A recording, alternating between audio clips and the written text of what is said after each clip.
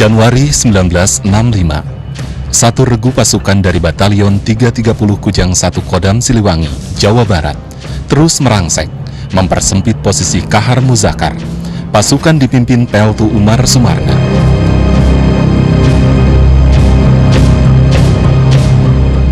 Pasukan ini adalah bagian dari operasi militer Tentara Nasional Indonesia di wilayah Sulawesi Selatan dan Tenggara, dikenal dengan nama Operasi Kilat.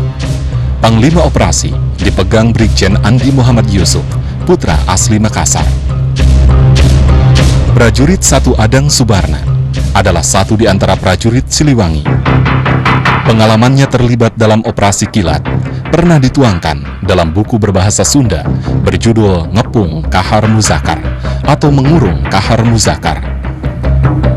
Saya dikirim satu batalion tempur lengkap dengan tugas khusus menangkap gembong Kahar Muzakar, hidup ataupun mati.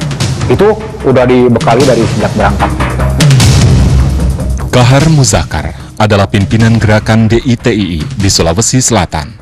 Pejuang pemberani pada periode Perang Kemerdekaan 1945-1949. Kahar sempat menyandang pangkat Letnan Kolonel. Taktik gerilya Kahar Muzakar membuat operasi sering gagal. Tak jarang upaya tentara menggerebek tempat persembunyiannya hanya menemukan pemukiman kosong. Sergapan dari pasukan khusus Kahar, Momok Ansarullah, setiap kali menghantui dan mengancam nyawa. Anggota pasukan yang lain, Kopral 1 Ili Sadeli, masih mengingat jelas beratnya operasi. Ili Sadeli kini pensiun dengan pangkat Sersan 1 dan menjadi kepala dusun di wilayah Desa Sukamandi, Kecamatan Soreang, Kabupaten Bandung. Peleton Pak Umar itu jumlahnya 37 orang. Karena ada yang sakit, ya ditinggal, yang sakit ditinggal di kampung-kampung itu Pak. Jadi jumlah yang ikut terus hanya 19 orang. Dengan tawanan 1 orang, si Ali Basah namanya. Operasi terus dilakukan. Kali ini pasukan lain berhasil menangkap beberapa anggota kabinet dan orang penting dari Kahar Muzakar. Menteri Kehakiman Muhammad Junaidi dan Wakil 1 Ali Amri ditahan. Tak lama setelah itu, ditangkap Menteri Penerangan dan Perburuhan Sumarsono, Menteri Dalam Negeri Ustadz Marzuki, dan istri keempat Kahar, Siti Hami. Posisi Kahar Muzakar makin terdesak. Mufti besar pemerintah Kahar Muzakar, Kiai Haji Sulaiman, menceritakan gentingnya suasana saat itu. Saya suruh kembali ke Tauti, tetap fatwanya mufti besar ini.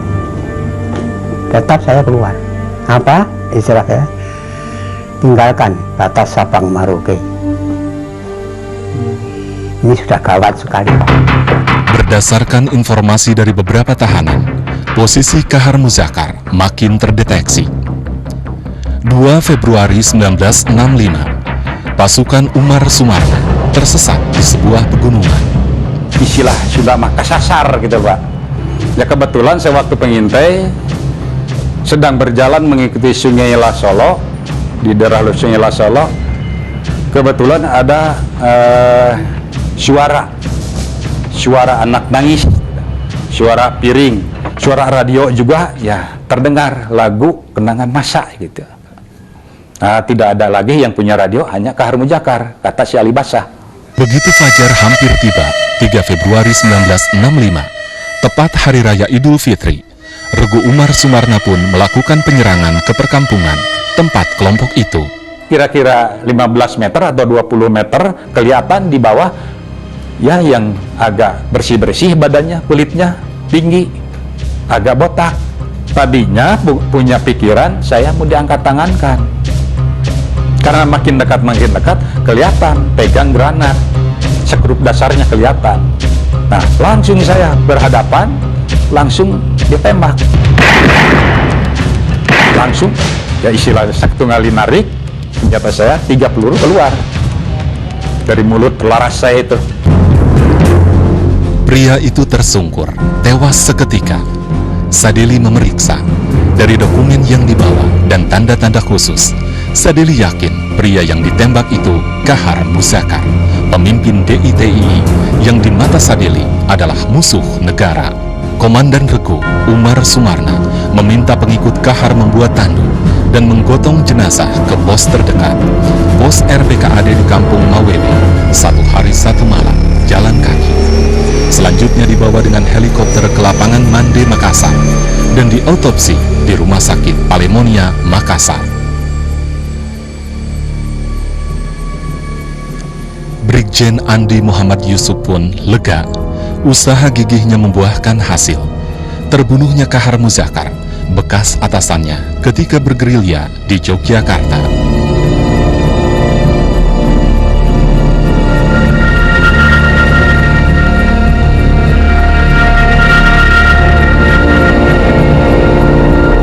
Foto jenazah, pamflet, dan selebaran disebar ke seluruh kampung. Selain untuk menenangkan masyarakat yang menderita akibat perang antar anak bangsa ini, juga untuk mematahkan semangat para pendukung Kahar Muzakar. Kematian Kahar adalah akhir dari gerakan DITII di Sulawesi Selatan. Gerakan perlawanan yang berlangsung 15 tahun sejak tahun 1950. Figur Kahar Muzakar menjadi maskot bagi pengikutnya dan pendukung tegaknya syariat Islam. Bahkan namanya kembali disebut-sebut ketika radikalisme dengan bendera Islam kini jadi isu besar. Inilah kematian pejuang oleh pejuang lainnya, di antara perbedaan sikap dan ideologi.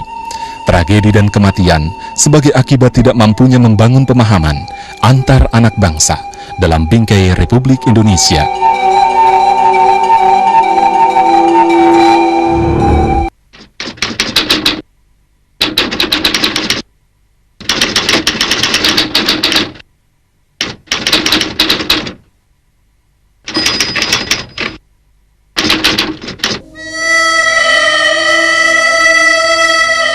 Itulah Kahar Muzakar, ungkapan tentang dirinya dalam buku Revolusi Ketatanegaraan Indonesia Menuju Persaudaraan Manusia. Pemberani, pantang mundur, dan teguh pendirian, itulah sifat dan karakter Kahar Muzakar yang diakui orang-orang terdekatnya. Istri kedua Kahar, Corrie van Steenus, punya kenangan tersendiri saat pertama kali Kahar mengagumi dirinya. Wanita Indo-Belanda ini putri kepala pabrik gula Gondang Legi, Klaten, Adnan Bernard van Steenus. Menikah tahun 1948, melahirkan 6 anak. Kini Corrie tinggal bersama putra bungsunya di kawasan Cinere, Jakarta Selatan.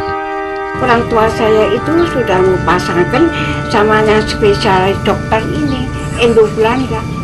Nah itu yang dia ajar habis-habisan.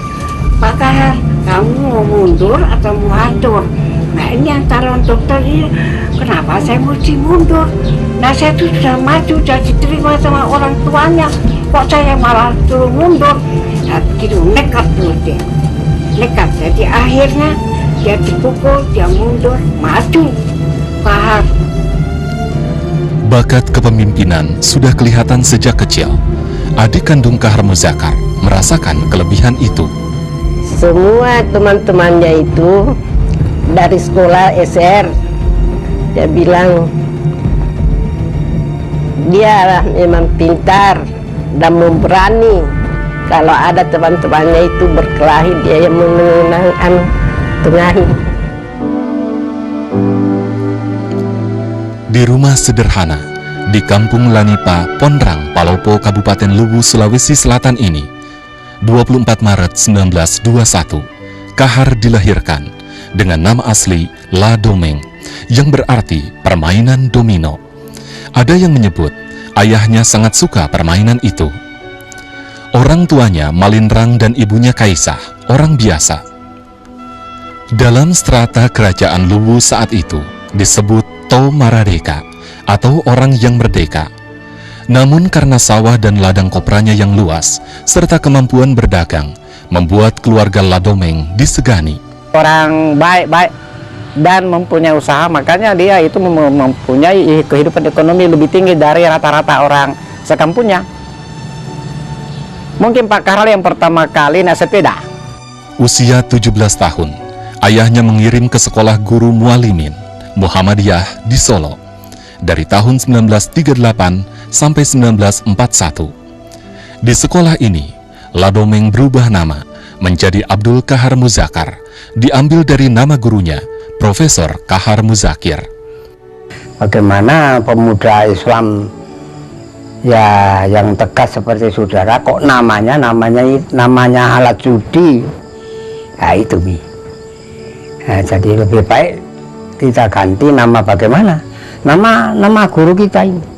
Kalau guru kita ini Abdul Kahar Muzakir karena cocok Mi, dia juru pengingat.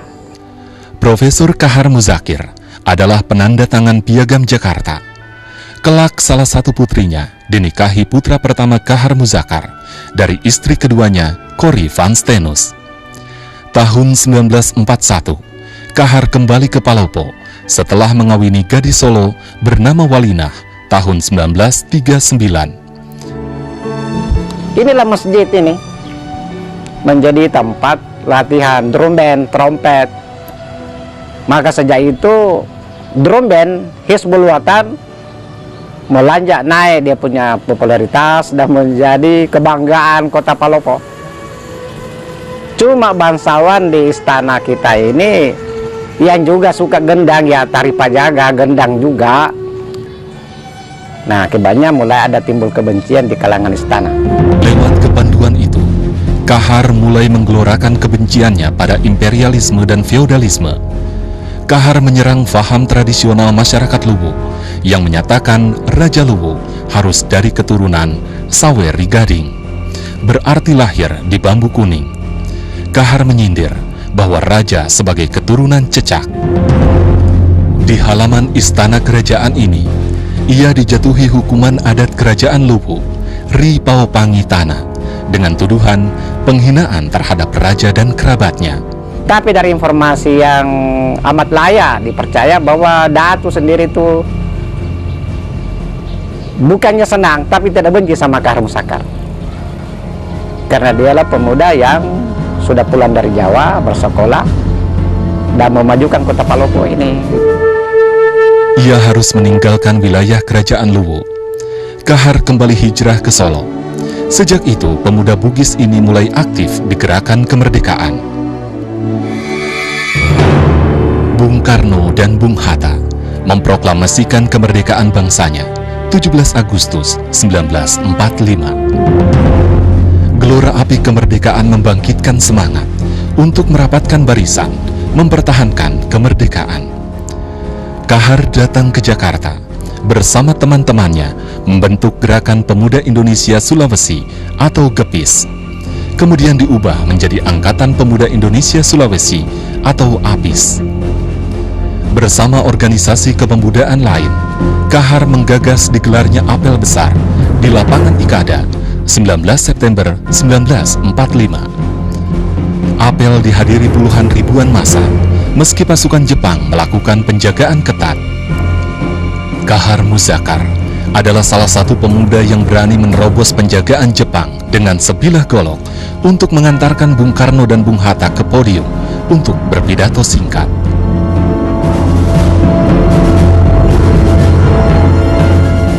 Disinilah mulanya Pak Kahar itu menjadi anak manis Bung Karno dan dikenal oleh para tokoh-tokoh pemimpin. Cuma orang lain juga mengatakan bahaya ini orang, ada juga orang tiba-tiba muncul ini menjadi kesenangan Bung Karno. Disuruh mendampingi Presiden Soekarno. Jadi kalau ada apa-apa gangguan, Kahar maju ke depan. Sejak itu, putra Bugis Makassar ini tampil menjadi pejuang di lingkungan para elit pelopor kemerdekaan dan elit angkatan perang, bersatu untuk tujuan yang sama, kemerdekaan bangsanya.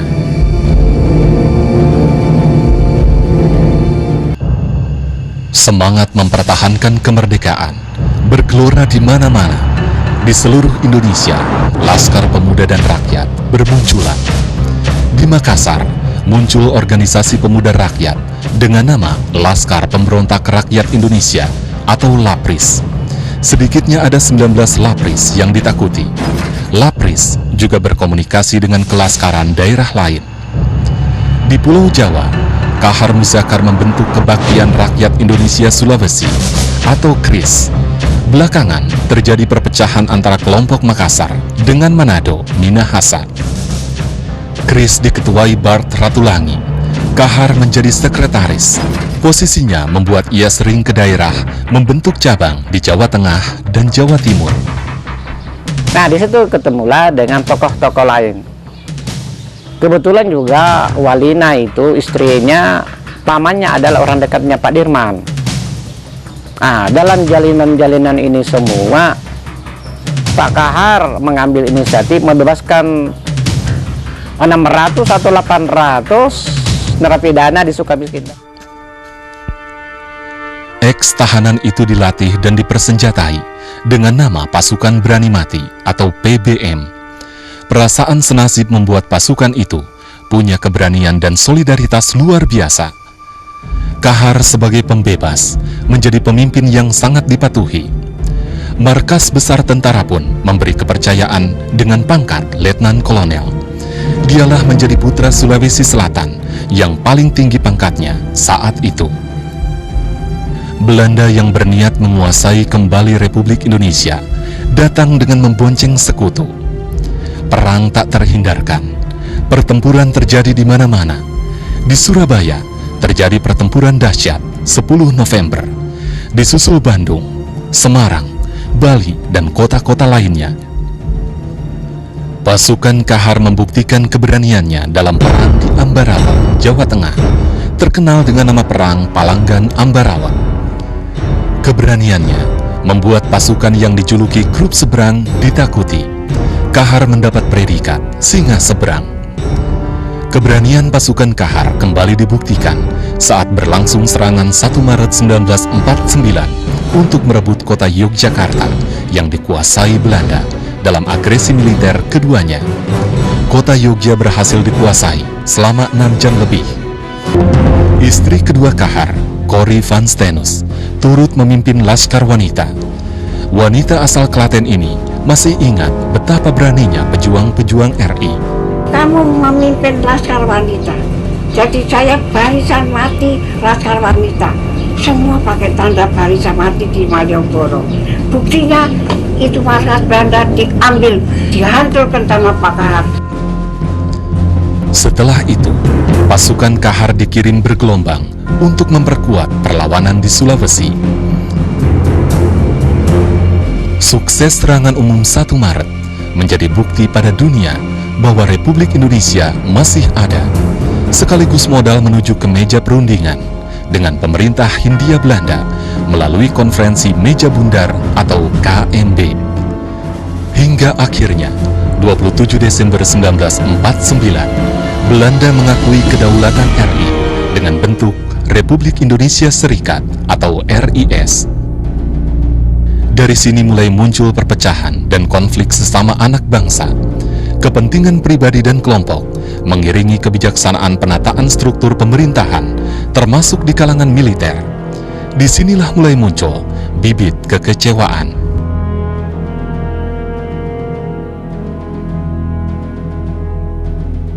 Sebenarnya Anda tidak bisa melihat persoalan Kahar hanya jernih sebagai sebuah persoalan penyelesaian organisasi ketentaraan. Tidak hanya itu, tetapi juga ada persoalan ideologis atau persaingan-persaingan antara partai. Itu juga harus diingat.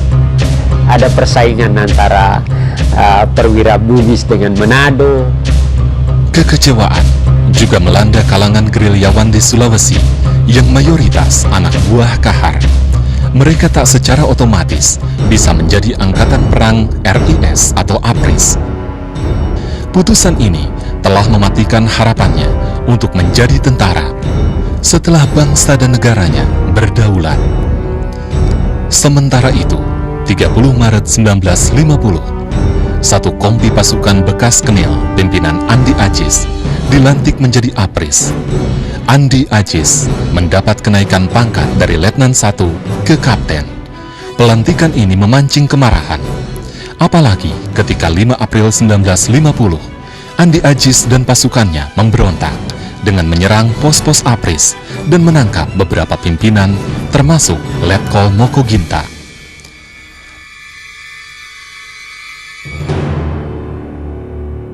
Perang tak terhindarkan, korban berjatuhan. Para gerilyawan bersatu dengan APRIS, menumpas gerakan Andi Ajis. Namun kebijaksanaan pemerintah tak berubah. Gerilyawan tidak otomatis bisa bergabung menjadi Tentara Republik Indonesia. Gerilyawan kecewa dan malu. Dalam budaya Bugis Makassar, disebut Siri Pese. Mereka masuk hutan dengan persenjataan lengkap. Disinilah masalah APRIS versus gerilyawan memanas. 22 April 1950, Kahar Muzakar diutus ke Makassar, menemui para pemimpin gerilyawan untuk memberi pengertian. Sebagai bekas atasan, Kahar merasakan betul kekecewaan para gerilyawan. Ia pun bertekad untuk memperjuangkan. Kalau kawilaran bilang tidak bisa, berat itu mau dimasukkan itu 800 orang. Jadi dibentuk CTN, Kongres Cadangan Nasional. Tidak bisa. Kalau begitu maafkan, dia buka ini tanda pangkatnya. Saya masih lihat itu dibuka tanda pangkatnya, diletakkan di meja ini. Saya mendampingi, saya punya pasukan masuk hutan mengamankan Sulawesi, karena mereka tidak mau ditinggalkan. Satu diterima, semua diterima. Ini tidak diterima, ayo kita bergerilya. Inilah awal perlawanan Kahar Muzakar bersama puluhan ribu bekas pejuang kemerdekaan terhadap pemerintah dan negara yang mereka perjuangkan. Keputusan Kahar Muzakar untuk masuk hutan memimpin Laskar Pejuang membuat perseteruan gerilyawan versus Angkatan Perang RIS memasuki episode perang bersenjata. Gerilyawan mendirikan markas-markas di perbukitan. Bentrokan bersenjata dengan kesatuan APRIS maupun polisi sering terjadi. Suasana keamanan pun memanas. Pada periode ini, dukungan masyarakat Sulawesi sangat besar. Tuntutan para gerilyawan untuk menjadi anggota APRIS dinilainya sebagai keinginan yang wajar. Sejumlah ormas dan pimpinan daerah berinisiatif mencari penyelesaian damai. Begitu juga para petinggi militer di Jakarta, seperti Kepala Staf Angkatan Darat, meminta bantuan pimpinan di daerah untuk membantu penyelesaian pertikaian dengan jalan kekeluargaan. Sejumlah komando operasi militer dibentuk untuk mengemban misi ini. Ketegangan mereda tatkala pemerintah pusat menawarkan dibentuknya Korps Cadangan Nasional atau CTN. Pelantikan pun dilakukan secara meriah pada tanggal 24 Maret 1951. Kahar Muzakar menduga CTN adalah upaya persiapan menjadi anggota resmi Angkatan Perang Republik Indonesia Serikat. Saya melihat begini, ada persoalan yang krusial yang dihadapi Kahar sebagai pemimpin, yaitu bahwa kalau dia terima dengan segera CTN itu tetap saja ada orang-orang yang terbuang. Kahar tidak terbuang, tapi orang lain yang terbuang. Dalam arti kata, bagian-bagian dari anak buahnya yang akan hilang. Namun saat janji pelantikan tiba, pemerintah menolak tuntutan Kahar Muzakar agar pasukannya dilantik menjadi satu brigade tersendiri dengan nama Brigade Hasanuddin. Pemerintah hanya akan melantik anggota CTN ke dalam batalion secara bergelombang. Penolakan ini menjadikan Kahar Muzakar kecewa, sehingga pelantikan anggota CTN ke dalam APRI yang rencananya akan dilakukan pada tanggal 17 Agustus 1951 gagal dilaksanakan. Kahar Muzakar kembali masuk ke hutan untuk mengadakan perlawanan. Meski demikian, sejumlah kesatuan laskar pengikut Kahar Muzakar berhasil ditarik ke dalam tubuh TNI, seperti batalion yang dipimpin Andi Sele. Perundingan yang menemui jalan buntu membuat Kahar mulai mencari bentuk perlawanan lain. 7 Agustus 1953, Kahar memproklamasikan penyatuan pasukannya yang sudah berubah nama menjadi Tentara Kemerdekaan Rakyat atau TKR ke dalam DI-TII di Jawa Barat dengan imamnya Sekar Maci Kartosuwiryo. Dan Kahar mengangkat dirinya sebagai Panglima Tentara Islam Indonesia di Sulawesi. Lalu dia adakan semacam pemilihan umum lah. Nah, ternyata yang ditemukan adalah bahwa ada 90 sekian persen yang mendukung ideologi Islam. Nah, ternyata apa yang terjadi dan dikaitkan dengan perkembangan yang terjadi di Jawa Barat dan perkembangan yang terjadi di Aceh, akhirnya Kahar memilih jalan ideologis itu. Kahar Muzakar pun mengajak para ulama, seperti Kiai Haji Marzuki Hasan dan Kiai Sulaiman yang dikenalnya ketika di Solo. Dia mengatakan, utusannya mengatakan, ini kita akan ke sana, nanti akan ke Darul Islam. Nah, tapi kita harus mempelajari dahulu semua keadaan orang yang ikut dalam perjuangan ini. Jadi saya jawab, nah, kalau begitu nanti sesudah mau diproklamirkan Darul Islam baru saya masuk. Proklamasi penggabungan diri ke dalam kubu Kartosuwiryo dijawab dengan operasi militer lebih gencar. Kedatangan pasukan-pasukan dari Pulau Jawa menambah makin intensifnya operasi militer. Pertempuran pecah di sejumlah front. Korban berjatuhan di kedua belah pihak, termasuk penduduk sipil. Meski begitu, perjalanan awal DITI pimpinan Kahar Muzakar berjalan mulus karena memanasnya peta politik di Jakarta. Pada periode inilah, Kahar Muzakar leluasa menanamkan ideologi Islam. Syariat Islam ditegakkan, jihad fisabilillah dikumandangkan, mengobarkan semangat perlawanan. Kahar menamai pengikutnya dengan sebutan Mujahidin. Kisah-kisah kehidupan keluarga Kahar Muzakar turut memberi warna dalam periode itu. Cerita Kahar Muzakar yang melakukan poligami hingga menikahi 9 istri sangatlah unik. Menurut Corrie van Steenus, istri kesayangannya, semua perkawinan Kahar dilandasi kepentingan perjuangan. Perkawinannya pun selalu atas izin Corrie, bahkan dia pula yang melamarnya. Dia tak bilang sini Corrie, kenapa pergi ke Tenggara, ke tempatnya Siti Hamid, ngapain, lamar dia. Loh kok dilamar, sudah tua dilamar. Hartanya kita pergunakan untuk perjuangan. Jadi saya pergi ke sana, saya melamar, kamu dilamar sama Pak Kahar. Hasan Kamal, putra tertua dari Corrie, turut merasakan dan menyaksikan langsung bagaimana Kahar Muzakar memimpin keluarganya. Yang jelas wataknya, sifatnya itu adalah revolusioner, tapi tidak berarti bahwa beliau tidak romantis. Beliau cukup romantis ya, kasih sayangnya penuh ya, dan mungkin inilah yang membuat beliau istri-istrinya itu rukun di antara satu sama lain, tidak ada gejolak-gejolak karena sangat adil. Kahar Muzakar mulai mengkritik dasar negara Pancasila, juga mencela Presiden Soekarno yang disebutnya sebagai diktator Jawa, yang berkuasa dengan gaya Majapahitisme serta mengobarkan komunisme. Bahwa ketuhanan yang Maha Esa adalah salah satu dasar negara Pancasila. Akan tetapi, bila ketuhanan yang ada di dalam Pancasila itu hanyalah pihak politik untuk meninadigurkan rakyat beragama di Indonesia. Banyaknya gerakan perlawanan di berbagai daerah membuat Presiden Soekarno menetapkan negara dalam keadaan darurat pada bulan Maret 1957. Perubahan ini berpengaruh pada makin intensifnya operasi militer. Sejumlah komando operasi dibentuk, namun tak mampu mematahkan taktik gerilya Kahar Muzakar. Meski demikian, operasi militer memperlemah gerakan DITII. Sedikit demi sedikit, anggota pasukan maupun rakyat pendukung berpihak ke Republik.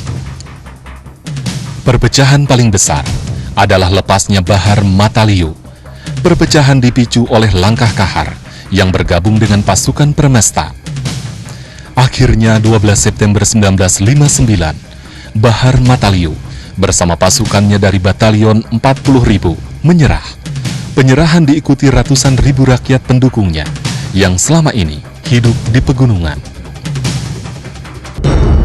Tahun 1962 digelar Operasi Kilat. Operasi dipimpin langsung oleh Panglima Kodam 14 Hasanuddin, Andi Muhammad Yusuf. Tampilnya Panglima Kodam sebagai komando operasi membuat operasi ini lebih terorganisir, sungguh berbeda dengan operasi sebelumnya. Operasi Kilat adalah bagian dari operasi Tumpas, mengerahkan kekuatan besar dari luar Sulawesi seperti Kodam Brawijaya, Diponegoro, Siliwangi, juga RPKAD. Jumlah pasukan mencapai 30.000 personil. Pasukan dari Siliwangi mendarat di Parepare pada bulan Oktober 1963 di bawah komando operasi Kolonel Solihin GP. 4 batalion didatangkan, termasuk 1 batalion khusus Para 330 Kujang 1 di bawah kendali Kapten Yogi Esmene dan Mayor Himawan Sutanto.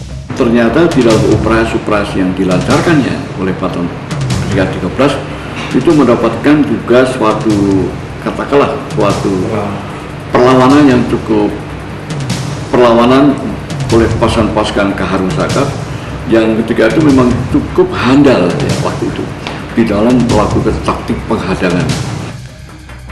Besarnya pasukan dari luar Sulawesi memunculkan kecurigaan pasukan organik setempat, hingga akhirnya berujung upaya pembunuhan terhadap Pangdam Hasanuddin M. Yusuf oleh pasukan Andi Sele. Namun upaya itu tidak berhasil dilakukan. Pada Februari 1964, operasi pun dialihkan sementara untuk menghentikan pembelotan Andi Sele.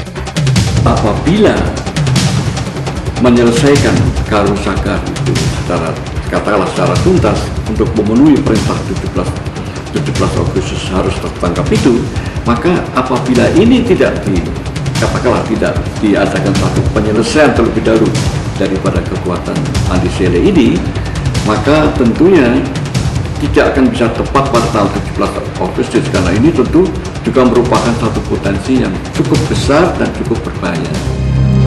Menghadapi operasi itu, selain melakukan reorganisasi pasukan, Kahar juga bekerja sama dengan pasukan Permesta dan membentuk Republik Persatuan Indonesia atau RPI.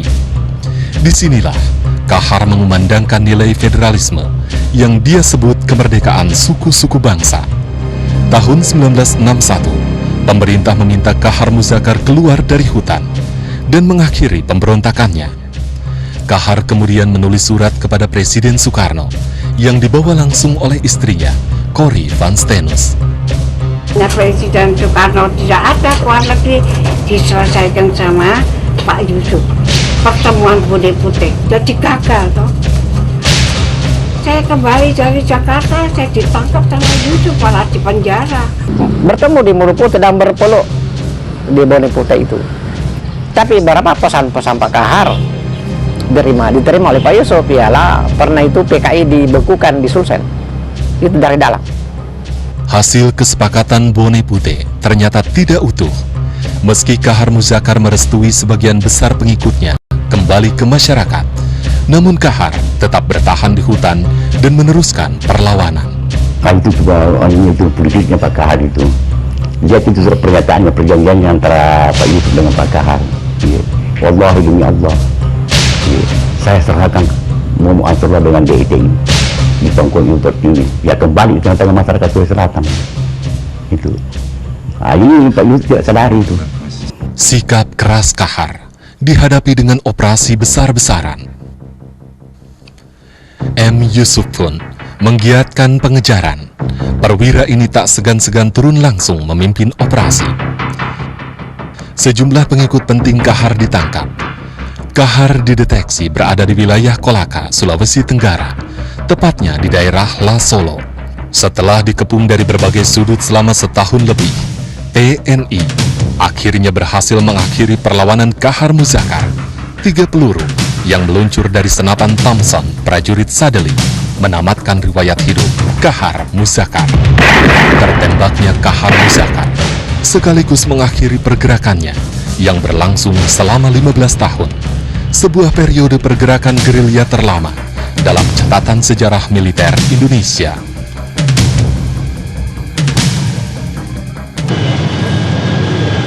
Kematian Kahar Musakar 3 Februari 1965 Bagi TNI dan pendukung Republik adalah sebuah kemenangan besar.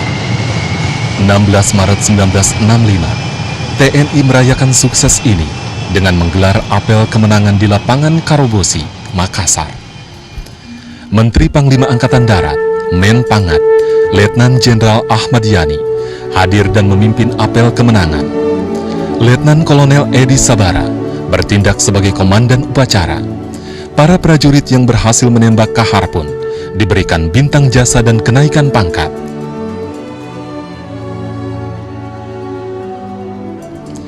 Begitu juga para perwira Komando Operasi Kilat seperti Yogi S. Mehmet, Solihin GP, dan Panglima Komando Operasi Kilat, Brigjen Andi Muhammad Yusuf. Kelak para komandan operasi kilat seperti Andi Muhammad Yusuf, Yogi S. Mehmet menjadi petinggi militer dan penentu kebijaksanaan pada era Orde Baru. Pengalaman pahit selama operasi seperti di Makassar ini memberi warna dalam kebijaksanaan terhadap gerakan Islam. Gerakan Islam di era Orde Baru diberi label ekstrim kanan. Apel kemenangan dilanjutkan dengan pawai keliling kota. Pemerintah daerah bersama Kodam 14 Hasanuddin menggerakkan warga kota Makassar dan ormas-ormas setempat. Warga menyambutnya, menandai akhir dari suasana mencekam dan penuh kekerasan sepanjang 15 tahun. Perang bagi warga hanya membawa kesengsaraan dan penderitaan.